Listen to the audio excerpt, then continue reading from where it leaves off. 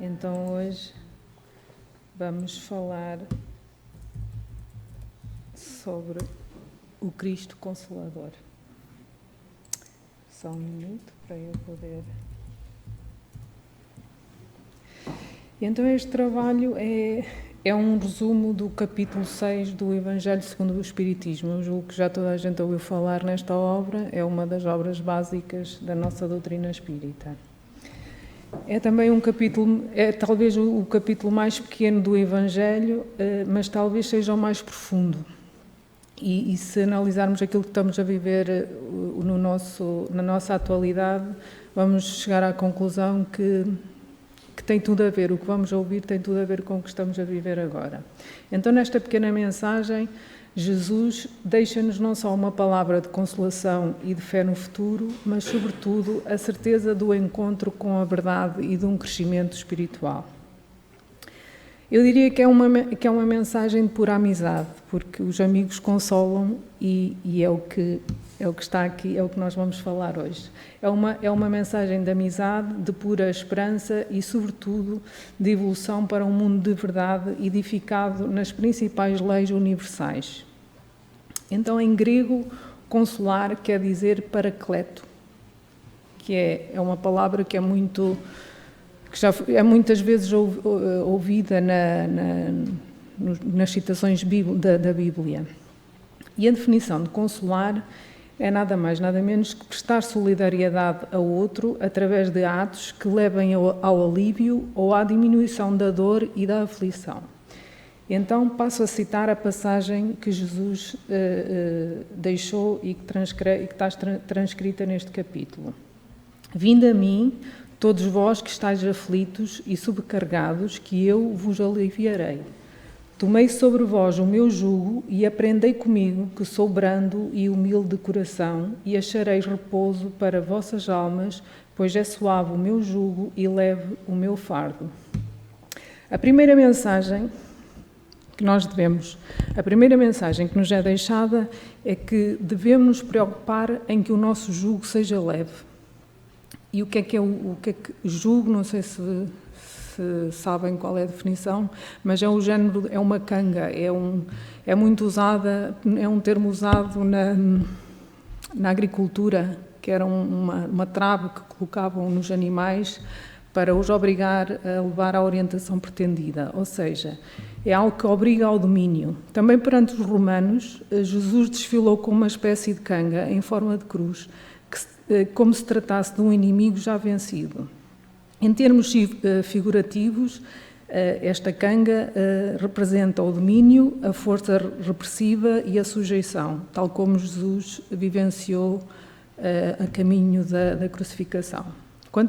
Quantas vezes nós nas nossas vidas, quando tudo está errado, quando as coisas que programámos ou planeámos ou idealizámos ou projetámos para este ou até aquele momento não estão a dar certo, e nós pensamos, ou melhor, a quem é que na nossa intimidade, no nosso íntimo, nós pedimos auxílio e consolação?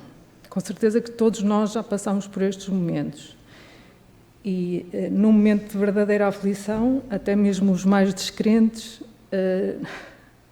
até aqueles que não acreditam em nada, tenho a certeza absoluta que, em algum momento da vida, já proclamaram aquela célebre frase do "Ai, meu Deus, ajuda-me", ou qualquer coisa do género.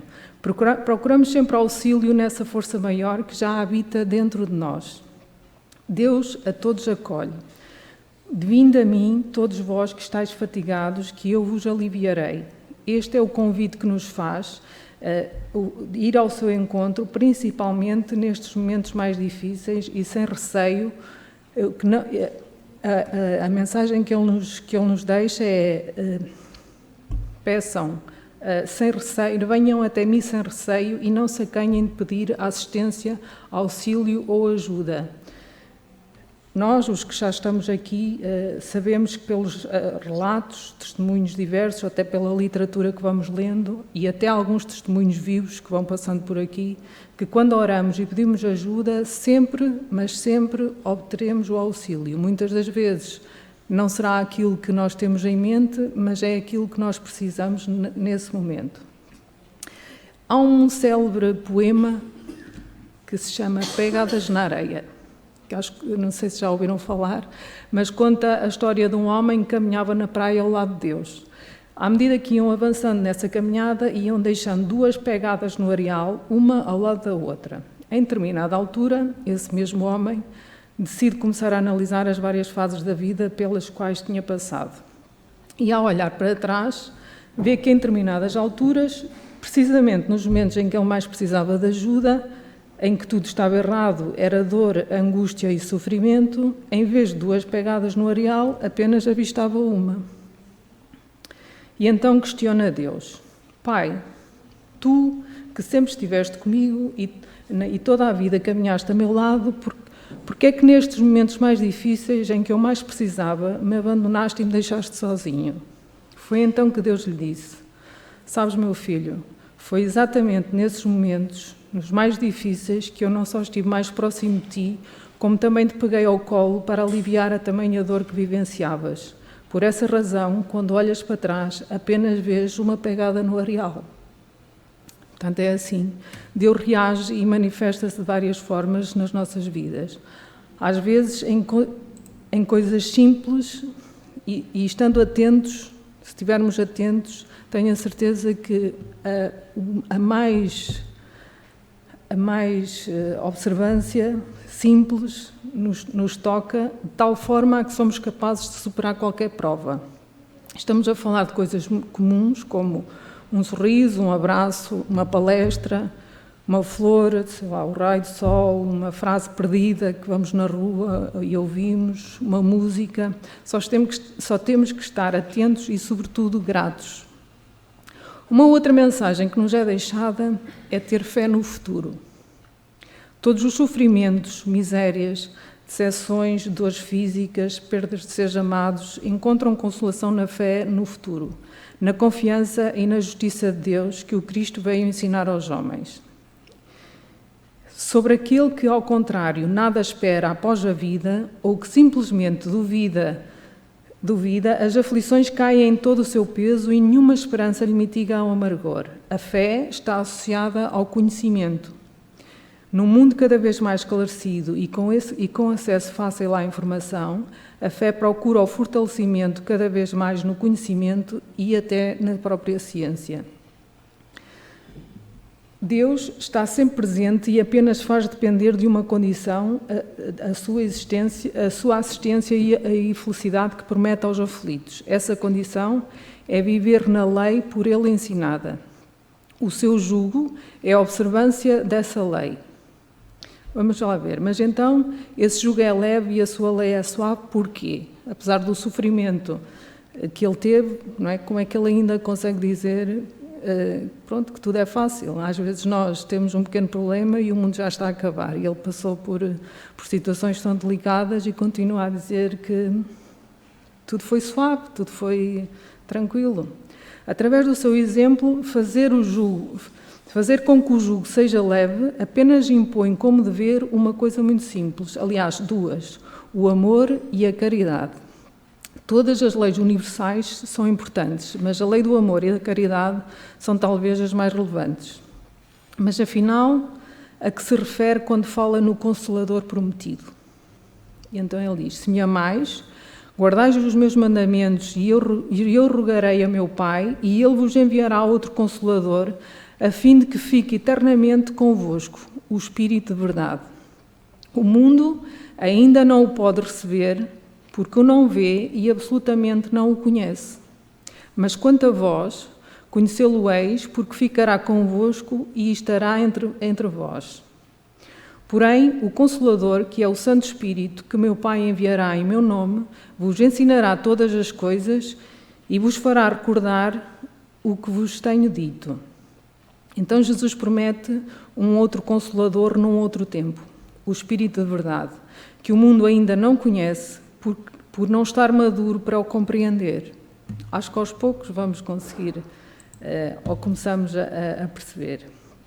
O Consolador que o Pai enviará para ensinar todas as coisas e para relembrar o Cristo que há dito antes, Se o Espírito de verdade tinha de vir mais tarde para ensinar todas as coisas, é porque o Cristo não dissera tudo? Ou será que ele apenas vem para relembrar o que Cristo disse, porque foi o que ele disse anteriormente foi esquecido ou mal compreendido? E o que é que se entende por Espírito de verdade? E acho que é aqui que a nossa doutrina tem uma relevância muito importante, que se calhar retira os véus de muitos mistérios. O Espiritismo vem cumprir a promessa do Cristo que preside ao seu advento o Espírito de verdade. Ele chama os homens à observância da lei, ensina todas as coisas e faz compreender o que Jesus só disse por parábolas, porque era a única forma que ele se conseguia fazer entender na altura. Ouçam os que têm ouvidos para ouvir, disse Cristo na época. O Espiritismo vem abrir os olhos e os ouvidos, porquanto fala sem figuras e sem alegorias. Levanta o véu intencionalmente, lançando sobre certos mistérios. Vem finalmente trazer a consolação suprema aos deserdados da terra e a todos os que sofrem, atribuindo causa justa e fim útil a todas as dores. Mas qual é a grande causa dos sofrimentos? Ainda no Evangelho segundo o Espiritismo, mas no capítulo anterior, no capítulo 5, nos Bem-aventurados os aflitos, é-nos deixada a seguinte mensagem: Bem-aventurados os aflitos, pois serão consolados. A primeira questão que se coloca será: mas como é que há de alguém sentir-se ditoso por sofrer se não sabe porque é que sofre? Não é? É estranho isto. O sofrimento parece que é um alívio, mas nós ainda não entendemos assim. Então o Espiritismo mostra a causa dos sofrimentos nas existências anteriores. Ensina-nos que todos nos encontramos num processo de evolução, onde cada um expia o passado e constrói o seu futuro. Mostra o objetivo dos sofrimentos, apontando-os como crises salutares que produzem a cura e como um meio de depuração que garante a felicidade nas existências futuras. Conhecendo-se sem véus, o homem compreende o seu sofrimento e reconhece nesses momentos o aprimoramento espiritual. Sabe que este o auxilia ao adiantamento e aceita-o sem murmurar, como um obreiro aceita o trabalho que lhe assegura o salário. O Espiritismo dá-lhe a fé inabalável no futuro e a dúvida pungente não mais lhe apossa da alma, dando-lhe a ver do alto as coisas e a importância das vicissitudes terrenas. Some-se o vasto e esplêndido horizonte que ele o faz descortinar e a perspectiva da felicidade que o espera. Dá-lhe a paciência, a resignação e a coragem de ir até ao termo do caminho. Assim, o Espiritismo realiza o que Jesus disse acerca do Consolador Prometido. O Consolador Prometido, ou o Espírito de Verdade, faculta o conhecimento verdadeiro das coisas, fazendo com que o homem saiba de onde vem e para onde vai e porque é que está na Terra neste momento. Atrai para os verdadeiros princípios da lei de Deus e consola pela fé e pela esperança. Através de uma imutável verdade, o Espírito de Verdade, como fez antigamente a palavra de Jesus, vem lembrar aos incrédulos que acima deles reina uma imutável verdade. O Deus bom que faz com que tudo caminhe para a perfeição, criando tantas oportunidades quantas sejam necessárias para que tal aconteça. Por isso é que nós sabemos que, se não acertarmos nesta, vamos acertar numa das próximas. Por isso proclamou: Vinde a mim, todos vós que sofreis, e a instrução que vos deixo é uma só: amai-vos e instruí-vos. Crede, amai, meditai sobre as coisas que vos são relevadas, não mistureis o joio com a boa semente, as utopias com as verdades. Amai-vos, este é o primeiro ensinamento, instruí-vos, este é o segundo. Também nos deixa uma mensagem da importância da resignação. E então ele diz-nos: venham instruir e consolar os pobres deserdados. Venho dizer-lhes que elevem a sua resignação ao nível de suas provas, que chorem porquanto a dor foi sagrada no Jardim das Oliveiras, mas que esperem, pois que também a eles os anjos consoladores lhe virão enxugar as lágrimas. E a vós, obreiros, traçai o vosso sulco, a importância do trabalho. Recomeçai no dia seguinte o afanoso labor da véspera. O trabalho das vossas mãos fornece aos corpos o pão terrestre, as vossas almas, porém, não estão esquecidas. E eu, o jardineiro divino, cultivo-as no silêncio dos vossos pensamentos. Nada fica perdido no reino do nosso Pai, e os vossos suores, na seara de Deus, formam o tesouro que vos tornará ricos nas esferas superiores, onde a luz substitui as trevas e onde o mais desnudo dentre todos vós será talvez o mais resplandecente. Isto faz-nos lembrar um testemunho que muitas das vezes nós temos a oportunidade de ouvir, que é nos Jardins Secretos e acho que até nas palestras normais, que é o testemunho de uma princesa que, quando esteve por cá, teve acesso a muitas regalias e, quando passou para a outra vida, chegou à conclusão que, afinal, aquilo que ela viveu aqui para nada lhe serviu. E muitas das vezes deixa até a mensagem de que, se pudesse, preferia não ter usufruído de tantas oportunidades que nós achamos que são boas, não é? Então, isto, nem sempre aquilo que nós vivemos, o importante, se calhar, é a forma como nós entendemos o que estamos a viver, não é? Sendo nele o refúgio da dor, intitula-se como o médico das almas. Sou o grande médico das almas e venho trazer-vos o remédio que vos há de curar. Os fracos, os sofredores e os enfermos são os meus filhos prediletos. Venho salvá-los, vinde, pois, a mim, vós que sofreis e que vos achais oprimidos, e sereis aliviados e consolados. Amai e orai. Sede dóceis aos Espíritos do Senhor e invocai-o e pedi do fundo dos vossos corações. Ele então vos enviará o seu Filho bem-amado para vos instruir e dizer estas boas palavras: eis-me aqui, venho até vós, porque me chamaste. Uma outra mensagem que nos é deixada neste capítulo é a importância do desapego e da dedicação. O desapego e a dedicação são uma prece contínua e encerram um ensinamento profundo. Porém, a sabedoria humana reside nestas duas palavras. Possam todos os espíritos sofredores compreender esta verdade, em vez de clamarem contra as dores, contra os sofrimentos morais que neste mundo nos cabem em partilha. Tomai, pois, por divisa estas duas palavras, a dedicação e o desapego, e sereis fortes, porque elas resumem todos os deveres que a caridade e a humildade vos impõem. O sentimento de dever cumprido dá-nos o repouso ao espírito e resignação para continuar a evoluir.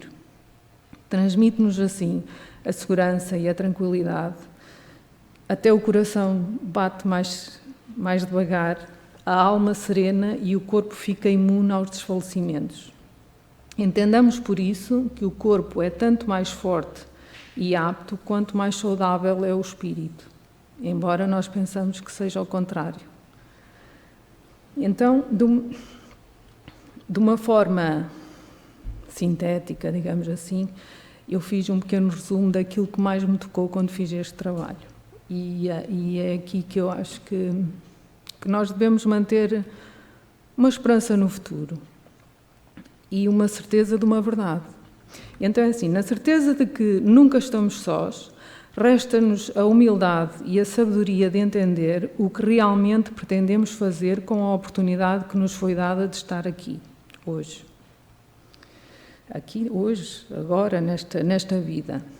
Mas, sobretudo, ter presente nas nossas memórias que, ao pedir auxílio, obtemos sempre o consolo, uma resposta com certeza que vai aparecer, nem que seja nas mais pequenas manifestações. Mesmo quando não vemos ou continuamos a duvidar, teremos sempre uma mão ou um colo amigo que nos ajuda e suporta em cada momento menos bom das nossas vidas.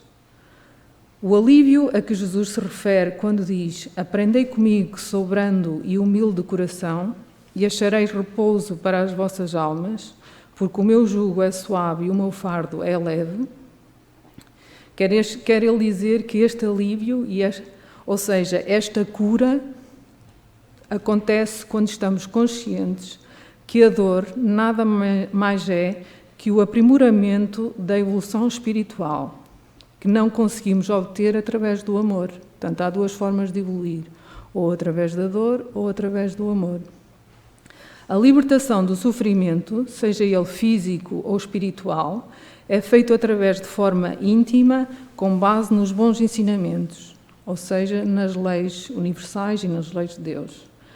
A instrução e o conhecimento são o que nos leva a ter uma relação de amizade, de aceitação e serenidade perante a vida. A disciplina, a resiliência e o trabalho são o que edifica a obra que pretendemos um dia apresentar como resultado da nossa existência. E a fé é um outro elemento muito importante. Embora fosse possível, sabemos que Jesus não curava a todos, mas sim apenas aqueles que eram homens de fé.